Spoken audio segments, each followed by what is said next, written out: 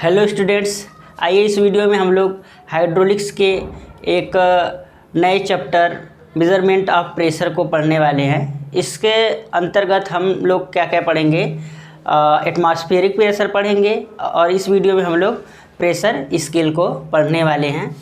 तो अगर अभी तक हमारे चैनल को आपने सब्सक्राइब नहीं किया तो सब्सक्राइब कीजिए, तथा अगर पॉलिटेक्निक और के सिविल इंजीनियरिंग और मैकेनिकल इंजीनियरिंग के स्टूडेंट्स अधिक से अधिक शेयर करें ताकि सभी लोगों को इस वीडियो का लाभ पहुंच सके। तो आइए हम अपने टॉपिक पर चलते हैं। जैसा कि हमने पिछले वीडियो में प्रेशर क्या होता है, प्रेशर इंटेंसिटी क्या होता है, इन सबको हमने पढ़ लिया था कि दाब क्या होता है एकांक क्षेत्रफल पर, या दाब तीव्रता क्या होता है एकांक क्षेत्रफल पर लगने वाले जो दाब बल है उसको हम क्या बोलते हैं, दाब तीव्रता बोलते हैं। अब पहला जो टॉपिक हमारा है इसमें वायुमंडलीय दाब। तो वायुमंडल पृथ्वी के सतह पर या किसी तल पर कितना दाब लगाती है वही वायुमंडलीय दाब कहलाता है। तो इस प्रकार से हम कह सकते हैं कि पृथ्वी की सतह के इकाई क्षेत्रफल पर वायु द्वारा लगाया गया दाब बल वायुमंडलीय दाब कहलाता है। इसका मतलब ये है कि जो वायु है पृथ्वी के एकांक तल पर, मतलब कितना फोर्स लगाता है, दाब बल लगाता है, वही क्या कहलाता है, वायुमंडलीय दाब। तो इस प्रकार से वायुमंडलीय दाब का जो मात्रक क्या हो गया, तो वायुमंडलीय दाब का मात्रक हो जाएगा, क्योंकि ये भी क्या है, दाब बल बटे क्षेत्रफल है, तो इसका मात्रक भी क्या हो जाएगा, दाब बल का मात्रक क्या होता है, दाब बल का मात्रक न्यूटन होता है। तो न्यूटन प्रति मीटर स्क्वायर, या इसका मात्र, या इसी को हम क्या कहते हैं, इसी को हम पास्कल भी बोलते हैं। क्या बोलते हैं, पास्कल। दाब का दूसरा मात्रक क्या होता है, एक पास्कल भी होता है। अगर हम इसको MKS में करेंगे तो क्या हो जाएगा, किग्रा प्रति सेमी स्क्वायर। तो इस प्रकार से हमने वायुमंडलीय दाब के मात्रक को भी देख लिया। अब यहाँ पर एक बात ध्यान देने वाली बात है कि जो वायुमंडलीय दाब है, जैसे जैसे हम पृथ्वी तल से ऊपर जाएंगे वैसे वैसे वायुमंडलीय दाब कम होगा। इसको हम आइए एक फिगर के माध्यम से समझते हैं। जैसे मान लेते हैं ये पृथ्वी तल है और यहाँ पर ये पहाड़ी एरिया है, ठीक है।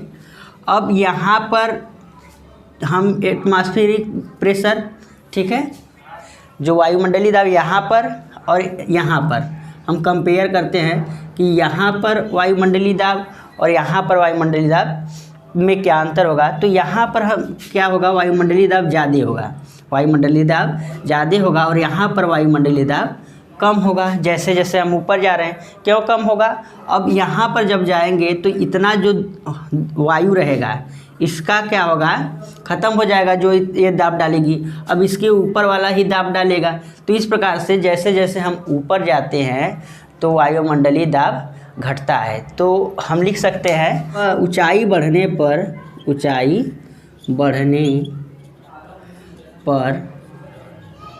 वायुमंडलीय दाब घटता है, ठीक है। यानी ऊंचाई जैसे जैसे हम ऊपर जाएंगे तो वायुमंडलीय दाब घटेगा। अब आइए देखते हैं दाब तथा वायुमंडलीय दाब की इकाइयाँ, ठीक है। हम जानते हैं कि जो वायुमंडलीय दाब है वह कहाँ से इसका मानक लिया जाता है, इसका मानक समुद्री तल से लिया जाता है, ठीक है। क्योंकि जो समुद्र का तल होता है, क्योंकि सभी समुद्र एक दूसरे से क्या है, इंटरकनेक्ट हैं, एक दूसरे से जुड़े हुए हैं। तो क्योंकि पानी का जो तल होता है सभी जगह समान होता है, तो इसलिए जो वायुमंडलीय दाब है, मानक वायुमंडलीय दाब, वह समुद्र तल पर लिया जाता है कि यह यहाँ पर जो है कि सभी जगह सेम होगा। तो आइए अब हम जानते हैं कि वायुमंडलीय दाब में कौन कौन सी इकाइयाँ होती हैं। तो पहला है वायुमंडलीय दाब। एक वायुमंडलीय दाब में कितना जो है कि किलो न्यूटन प्रति मीटर स्क्वायर होता है। तो हम देख रहे हैं कि एक वायुमंडलीय दाब बराबर 1.1 325 किलो न्यूटन प्रति मीटर स्क्वायर या किलो पास्कल। इसका मतलब हम क्या समझेंगे कि यानी कि एक वायुमंडलीय दाब पृथ्वी के एकांक क्षेत्रफल पर अगर 1 मीटर लंबा हो, 1 मीटर चौड़ा हो, ठीक है, 1 मीटर लंबा 1 मीटर चौड़ा क्षेत्रफल हो तो उस पर कितना दाब लगाता है वह 101.325 किलो न्यूटन प्रति मीटर स्क्वायर। तो यानी पे इस पर कितना पूरा फोर्स लगेगा, वायु द्वारा कितना दाब लगाया जाएगा, इस पर 1 एटीएम लगाया जाएगा और 1 एटीएम का मान कितना है 101.325 किलो न्यूटन प्रति मीटर स्क्वायर। या हम इसको अगर सीजीएस में बात करें तो 1.0332 किग्रा प्रति सेमी स्क्वायर हो जाता है।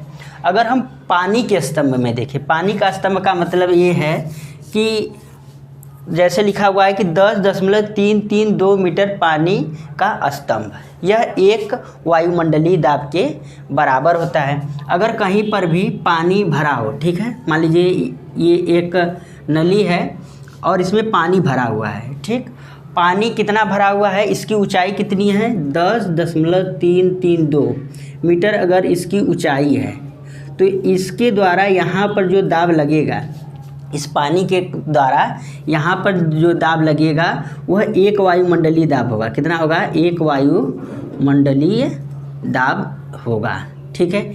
इसी प्रकार से अगर पारे के स्तंभ में बात की जाए, अगर पारा हो, कोई नली है, अगर उसमें पारा कितना भरा हो 760 mm, 760 mm यानी कि 76 सेमी। अगर 76 सेमी पारा भरा होगा तब वो उसके द्वारा भी कितना दाब लगाया जाएगा इस सतह पर, एक वायुमंडलीय दाब। देख रहे हैं कि पानी का जो यह नली है काफ़ी, इसकी 10 मीटर और इसका कितना है 76 सेमी ही बराबर जो है कि दाब लगा रहा है, ठीक है। अब आइए यहाँ पर देखते हैं कि एक तकनीकी वायुमंडलीय दाब का ये है कि 100 किलो न्यूटन प्रति मीटर स्क्वायर या 100 किलो पास्कल, क्योंकि जो दाब का मात्रक होता है वह पास्कल भी होता है, यानी यही होता है ना, न्यूटन प्रति मीटर स्क्वायर बराबर क्या होता है, पास्कल होता है, ठीक है। और इसको अगर सीजीएस में बात करें तो 1 किग्रा प्रति सेमी स्क्वायर हो जाता है। और इसका तकनीकी वायुमंडलीय दाब का एक मात्रक बार भी होता है। अगर पूछा जाए कि बार किसका मात्रक है तो बार वायुमंडलीय दाब का मात्रक होता है। अब यहाँ पर नीचे लिखा हुआ है 1 mm पानी का स्तंभ कितना दाब डालेगा, 1 किग्रा प्रति मीटर स्क्वायर या 10 न्यूटन प्रति मीटर स्क्वायर। इसको हम समझ लेते हैं कि ये क्या है, 1 mm पानी का स्तंभ क्या है, 1 किग्रा प्रति मीटर स्क्वायर। अगर कहीं पर क्या हो, जैसे ये सतह है, अब इस पर पानी कितना भरा हो और इस पर पानी अगर 1 mm भरा होगा, जैसे यह क्या हो 1 मीटर लंबा हो, 1 मीटर चौड़ा हो और इसमें कितना इसकी ऊंचाई हो 1 mm हो और इसमें पानी क्या हो भरा हो, पानी भरा हो, तो ये सतह पर कितना दाब लगाएगा, ये सतह पर जो दाब लगाएगा उसका मान होगा 10 न्यूटन प्रति मीटर स्क्वायर।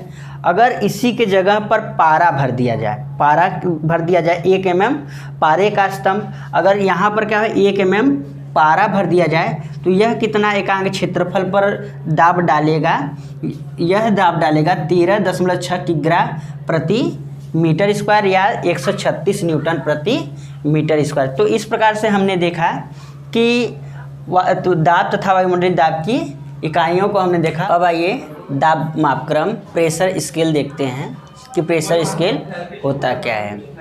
आइए इसको डिटेल में समझते हैं। जैसे हम लोग जानते हैं कि जैसे टेम्परेचर को हम लोग सेल्सियस में, केल्विन में, फ़ारेनहाइट में मापते हैं, उसी प्रकार से दाब को भी हम क्या कर सकते हैं कि अलग अलग यूनिट में माप सकते हैं। जैसे गेज दाब, गेज प्रेशर में भी माप सकते हैं, एब्सोल्यूट प्रेशर में भी और वैक्यूम प्रेशर में भी। तो आइए अब एक एक करके हम तीनों को अलग अलग डिटेल में देखते हैं। अब आइए हम लोग गेज प्रेशर को देखते हैं कि गेज प्रेशर क्या होता है। जैसे हम जब भी दाब को मापेंगे तो या तो धरातल के ऊपर मापेंगे या तो धरातल के नीचे मापेंगे। तो अगर हम इस फिगर में देख रहे हैं कि अगर यहाँ पर हम इसको क्या मान लें, धरातल मान लें, तो अगर धरातल के ऊपर यानी धरातल पर वायुमंडलीय दाब कितना होता है 101.325 किलो पास्कल वायुमंडलीय दाब होता है। अगर हम क्या करें, जब दाब को धरातल से या कहे वायुमंडलीय दाब से ऊपर या नीचे मापा जाता है तो उस दाब मापक्रम को हम क्या बोलते हैं, गेज प्रेशर बोलते हैं। तो इसी प्रकार से क्या बोलेंगे गेज प्रेशर को, जब दाब वायुमंडलीय दाब से ऊपर या नीचे मापा जाता है तो उसे गेज प्रेशर कहते हैं, गेज दाब कहते हैं। यानी कि जब ये धरातल से ऊपर नापेंगे, यहाँ से ऊपर नापेंगे या नीचे नापेंगे, ऐसा समझिएगा कि जब वायुमंडलीय दाब से यानी धरातल से ऊपर नापेंगे या नीचे नापेंगे तो इस प्रकार का जो मापक्रम होगा, दाब का मापक्रम होगा, उसे हम गेज प्रेशर बोलेंगे। अब गेज जो दाब होता है मापक्रम का शून्य वायुमंडलीय दाब होता है। यानी कि जब हम शुरू करते हैं गेज मापना, गेज प्रेशर मापक्रम करते हैं तो यहाँ से करते हैं, तो यहाँ पर जो वायुमंडलीय दाब है 101.325 किलो पास्कल है। लेकिन यहाँ पर हम क्या मान लेते हैं, जब यहाँ से, क्योंकि हम यहीं से शुरू करते हैं, इसी के ऊपर या करेंगे या तो इसी के नीचे करेंगे, तो यहाँ पर हम कह सकते हैं जो गेज प्रेशर होता है वह शून्य होता है। यानी कि वायुमंडलीय दाब जहाँ पर 101.325 होता है वहाँ पर गेज प्रेशर हम शून्य मान करके शुरू करते हैं। तो इस प्रकार से वायुमंडलीय दाब को शून्य मानकर बनाए गए मापक्रम को गेज दाब मापक्रम कहते हैं। यानी कि जब हम वायुमंडलीय दाब को शून्य मान करके वहाँ से जब बनाया गया जो मापक्रम होगा उसे हम क्या बोलेंगे, गेज प्रेशर बोलेंगे। अब चूँकि हम देख रहे हैं कि या तो हम वायुमंडलीय दाब से ऊपर मापेंगे या तो हम नीचे मापेंगे। जब हम वायुमंडलीय दाब से ऊपर मापेंगे तो उसे धनात्मक गेज दाब बोलेंगे, उसको क्या बोलेंगे, धनात्मक गेज दाब बोलेंगे। अगर हम वायुमंडलीय दाब से नीचे मापेंगे तो उसको हम ऋणात्मक गेज दाब बोलेंगे, निगेटिव गेज प्रेशर, या इसको हम बोलते हैं निर्वात गेज दाब भी बोलते हैं, गेज दाब, वैक्यूम गेज प्रेशर भी बोलते हैं। तो जैसे अब क्या होता है कि जैसे हम वायुमंडलीय दाब को किससे मापते हैं, बैरोमीटर से मापते हैं, तो इसी प्रकार से गेज प्रेशर है, क्योंकि दाब है तो इसके भी मापने के लिए कुछ युक्तियाँ होंगी, कुछ उपकरण होंगे। तो गेज प्रेशर का जो मापन किया जाता है वह पीजोमीटर और मैनोमीटर से किया जाता है, जिसको हम अभी आगे वाले लेक्चर में पढ़ेंगे। तो इतना ध्यान रखेंगे कि जो गेज प्रेशर है वो किससे मापते हैं, पीजोमीटर से और मैनोमीटर से, और वायुमंडलीय दाब किससे नापते हैं, वायुमंडलीय दाब बैरोमीटर से मापते हैं। अब आइए निरपेक्ष दाब को देखते हैं, एब्सोल्यूट प्रेशर क्या होता है। जैसे अगर हम इसको क्या मान लें, इसको हम मान ले रहे हैं समुद्र तल मान ले रहे हैं, ठीक है, समुद्र तल मान ले रहे हैं, ठीक है, धरातल मान लें तो समुद्र तल है। अब जब इसके ऊपर हम दाब को मापेंगे या नीचे मापेंगे तो उसको गेज प्रेशर बोलेंगे। लेकिन यहाँ पर क्या है, एब्सोल्यूट प्रेशर, यानी वास्तव में किसी भी स्थान पर या किसी भी पॉइंट पर कितना प्रेशर होगा। एब्सोल्यूट निरपेक्ष मतलब कहता है वास्तव में, एब्सोल्यूटली मतलब वास्तव रूप से उस बिंदु पर कितना प्रेशर होगा उसको हम क्या बोलेंगे, निरपेक्ष दाब बोलेंगे। तो निरपेक्ष दाब क्या होता है, जब परम शून्य दाब कहाँ पर है, यहाँ पर, ये क्या है, अगर हम मान ले ये समुद्र तल है ऊपर वाला और नीचे ये बॉटम मान ले, तो इस प्रकार से हम याद रख सकते हैं कि जब यहाँ पर क्या हो उसके बॉटम को हम क्या मान लें, परम शून्य दाब, यहाँ पर बॉटम में क्या होगा, परम शून्य दाब क्या होता है, शून्य होता है, यहाँ पर शून्य से स्टार्ट होता है। तो जब हम परम दाब मापक्रम कैसे करते हैं, परम शून्य दाब के ऊपर मापा गया दाब एब्सोल्यूट प्रेशर कहलाता है, निरपेक्ष प्रेशर कहलाता है। जब हम यहाँ से मापेंगे ऊपर की तरफ तो क्या कहलाएगा एब्सोल्यूट प्रेशर। तो इस प्रकार से एब्सोल्यूट प्रेशर बराबर क्या हो जाएगा, तो एब्सोल्यूट प्रेशर इक्वल टू क्या हो जाएगा, गेज प्रेशर प्लस और वायुमंडलीय दाब। ठीक है, अगर हम गेज प्रेशर में वायुमंडलीय दाब को ऐड कर देंगे तो किसी भी बिंदु पर निरपेक्ष दाब फाइंड हो सकता है। अब आइए निर्वात दाब को देखते हैं, वैक्यूम प्रेशर को। जब हम क्या करते हैं, जब दाब का मापक्रम क्या करते हैं कि वायुमंडलीय दाब को शून्य मान करके यहाँ पर जब इसका मान क्या करते हैं, वायुमंडलीय दाब को शून्य मान लेते हैं, और जब यहाँ से वायुमंडलीय दाब से नीचे मापक्रम करते हैं तो इस मापक्रम को क्या बोलते हैं, वैक्यूम प्रेशर। तो इस प्रकार से क्या हो गया, जब दाब वायुमंडलीय दाब से नीचे मापा जाता है तो वैक्यूम प्रेशर कहलाता है। यानी कि जब हम वायुमंडलीय दाब से नीचे मापेंगे तो उसको क्या बोलेंगे, वैक्यूम प्रेशर बोलेंगे। तो इस प्रकार से फार्मूला क्या निकल के आता है इसके लिए, वैक्यूम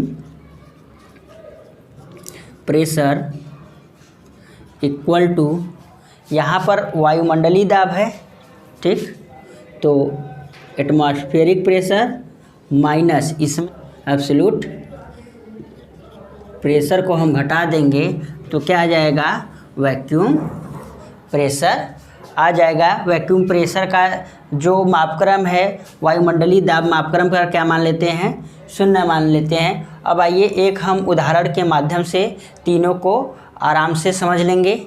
इस उदाहरण के माध्यम से निकालेंगे गेज प्रेशर, एब्सोल्यूट प्रेशर और वैक्यूम प्रेशर। फिर से एक बार हम समझ लेते हैं कि गेज प्रेशर क्या होता है, जब हम वायुमंडलीय दाब से ऊपर दाब मापेंगे या नीचे मापेंगे तो उसको क्या बोलेंगे, गेज प्रेशर बोलेंगे। एब्सोल्यूट प्रेशर किसको बोलेंगे, जब दाब का मापक्रम परम शून्य दाब से ऊपर होगा तो उसको हम क्या बोलेंगे, एब्सोल्यूट प्रेशर बोलेंगे। और वैक्यूम प्रेशर किसको बोलेंगे, जब वायुमंडलीय दाब से नीचे मापा जाएगा तो वैक्यूम प्रेशर कहेंगे। तो हमें इस उदाहरण में क्या दिया हुआ है कि दाब का मान गेज दाब मापक्रम पर 60 किलो पास्कल है। गेज मापक्रम पर कितना है, 60 किलो पास्कल है। तो यहाँ पर पॉजिटिव है तो हम क्या दिखा देंगे इस पर, तो यानी कि ये हो जाएगा, यहाँ पर ये कितना हो जाएगा, 60 किलो पास्कल, यहाँ पर इसको हम दिखा देंगे। ठीक है, तो इस प्रकार से ये कितना हो जाएगा, 60 किलो पास्कल। अब हमें एब्सोल्यूट प्रेशर फाइंड करना है। एब्सोल्यूट प्रेशर हम कहाँ से मापते हैं, परम शून्य दाब से। तो फार्मूला क्या होता है एब्सोल्यूट प्रेशर के लिए, एब्सोल्यूट प्रेशर के लिए क्या होता है, गेज